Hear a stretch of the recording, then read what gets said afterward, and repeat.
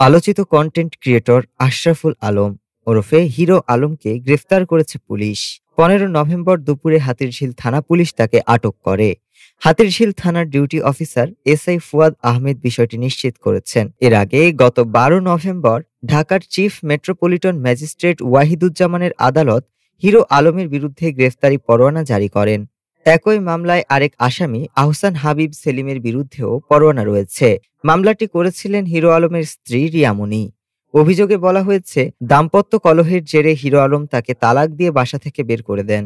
পরে 21 জুন হাতিরঝিলের একটি বাসায় মীমাংসার উদ্দেশ্যে ডাকার পর সেখানে হিরো আলম সহ 10-12 জন অজ্ঞাত ব্যক্তি বাদীকে অকথ্য ভাষায় গালাগালি করেন। পরে তারা বাদীর বর্তমান বাসায় ঢুকে কাঠের লাঠি দিয়ে তাকে মারধর করেন এবং তার গলা থেকে 1.5 ভরি ওজনের সোনার চেইন নিয়ে যান।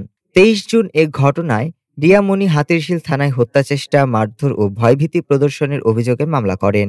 বাদীপক্ষের আইনজীবী জিয়াউর রহমান চৌধুরী জানান, আসামিরা জামিনের শর্ত ভঙ্গ করে ঠিকমতো আদালতে হাজিরা দিচ্ছিলেন না, তাই তাদের জামিন বাতিল চেয়ে আবেদন করা হলে আদালত গ্রেফতারি পরোয়ানা জারি করেন।